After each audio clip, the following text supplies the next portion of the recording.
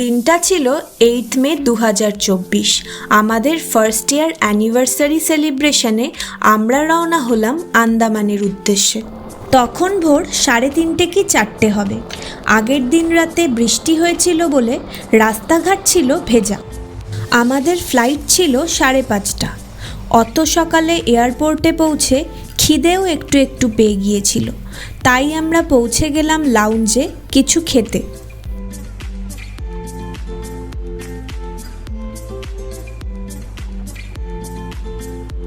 তারপর ওখান থেকে আমরা যাচ্ছি আমাদের ফ্লাইটের উদ্দেশ্যে। ফ্লাইটে উঠেই আমি বসে ভেতরের একটু ভিডিও নিয়ে নিলাম।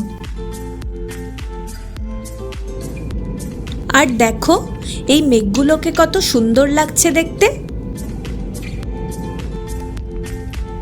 এবার আমরা ল্যান্ড করব। নিচে আইল্যান্ডস দেখা যাচ্ছে। এয়ারপোর্টে পৌঁছেই এবার আমরা যাচ্ছি আমাদের লাগেজ কালেক্ট করতে। আর দেখো এই এয়ারপোর্টের ভেতরটা কত সুন্দর। বাইরে বেরিয়েই বীর সাভারকারের একটা বিশাল মূর্তি দেখতে পেলাম। তারপর আমরা চলে গেলাম আমাদের হোটেলের জন্য। হোটেলে ঢুকেই কিছুক্ষণের মধ্যেই আমাদের বেরিয়ে পড়তে হতো। আমাদের ফার্স্ট ডেস্টিনেশন ছিল সেলুলার জেইল। এখানে সেলুলার জেইলের ছোট্ট একটি মডেল রাখা আছে। এখানে জেইলের লক অ্যান্ড কিগুলো আছে, হেলমেট আছে, জেলের অফিসিয়ালস এবং কয়েদিদের ইউনিফর্মগুলো রাখা আছে, আর স্বাধীনতা সংগ্রামীদের ছবি সংরক্ষিত আছে যারা এই জেলে কোনো না কোনো সময় বন্দিদশা কাটিয়ে গেছে। আর এটা হলো স্বতন্ত্র জ্যোতি। এই জ্যোতিটা সব সময় জ্বলে। এই জায়গাটাতে লাইট অ্যান্ড সাউন্ড শো হয়, যেটা বিকেলে আমাদের দেখার কথা ছিল। আর চারিদিকটা দেখো কত সুন্দর লাগছে দেখতে। আর যখন এই জেলগুলোকে এত কাছ থেকে দেখছিলাম তখন একটা রোমহর্ষক ব্যাপার ছিল যেন। 80,000-এরও বেশি কয়েদিরা এখানে ছিল। সেলুলার জেল কিন্তু কালাপানি নামেও পরিচিত ছিল। এখানে আমরা কিছু ছবি তুলে নিই। তারপর ওপর থেকে এই নীল সমুদ্রটা দেখা যাচ্ছিল।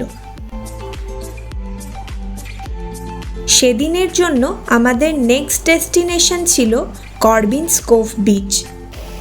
ওখানে আমরা জেট স্কি ট্রাই করি।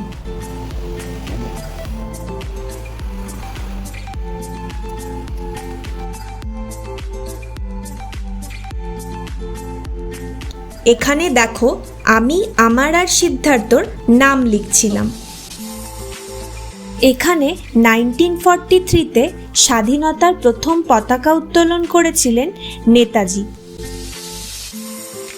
নেক্সট ডে আমরা বেরিয়ে পড়লাম আমাদের নেক্সট ডেস্টিনেশন হ্যাভলক আইল্যান্ডের জন্য। এখানে ক্রুজে আমাদের যেতে হতো। আর জলটা এত সুন্দর লাগছিল ভেতর থেকে যে কি বলবো। আর সমুদ্র আমার বরাবরই খুব পছন্দের, তাই সমুদ্র দেখলেই আমার মন ভালো হয়ে যায়।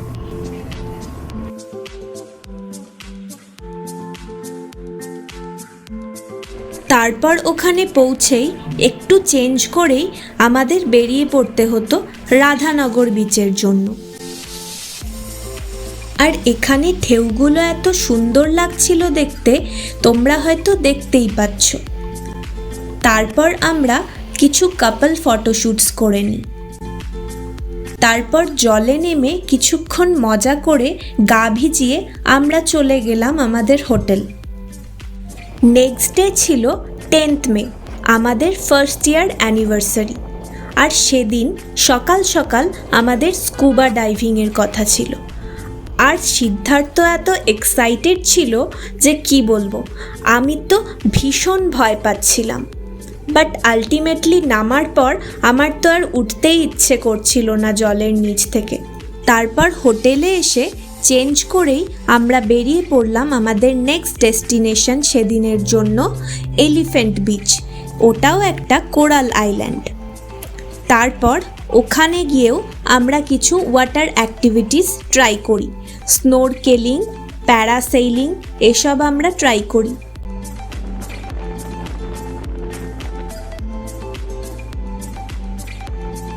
তারপর রাতে ছিল ক্যান্ডেল লাইট ডিনার। একদম সমুদ্রের পাশেই ছিল ডিনার টেবিলটা। এত সুন্দর সাজানো ছিল আর চারিদিকের পরিবেশটা আমার এত ভালো লাগছিল যে কি বলবো।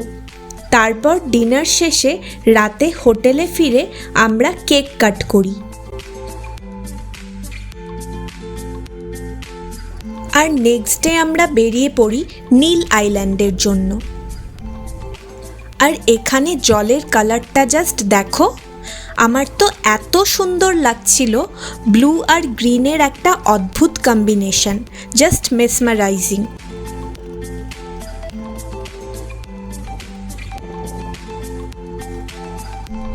আমরা হোটেলে পৌঁছেই রুমে ঢুকেই চলে যাই সেই হোটেলেরই প্রাইভেট বিচে।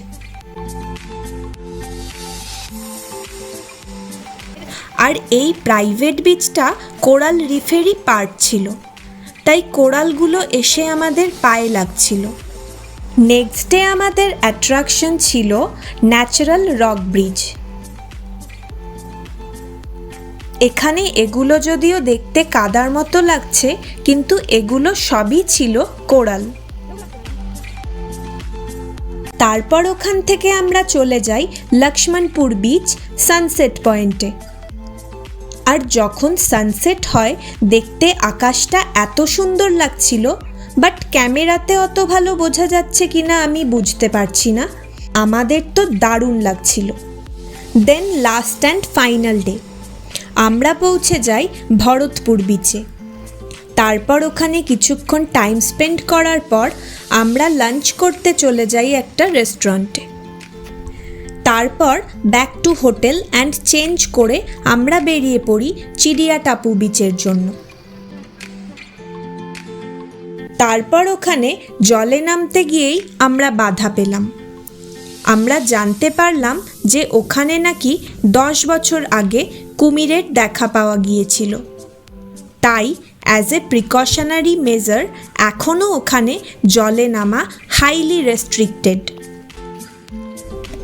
ওখানে কিছুক্ষণ সময় কাটিয়ে আমরা বেরিয়ে পড়ি হোটেলের জন্য। বাট যেহেতু পরের দিনই আমাদের ফ্লাইট ছিল, তাই সুভিনিয়ার শপ থেকে অ্যাজ এ মেমোরি আমাদের কিছু কেনাকাটাও ছিল। আমার তো একদমই আসতে ইচ্ছে করছিল না, তাই ফিরে আসার দিন মনটা একটু খারাপই ছিল। বাট তাও ফিরতে তো হবেই, তাই এই যাত্রায় আন্দামানকে বাই বাই করে চলে এলাম এয়ারপোর্টের উদ্দেশ্যে। আজকের মতো ভ্লগ এখানেই শেষ। খুব তাড়াতাড়ি দেখা হচ্ছে তোমাদের সাথে নেক্সট ভ্লগে। টাটা।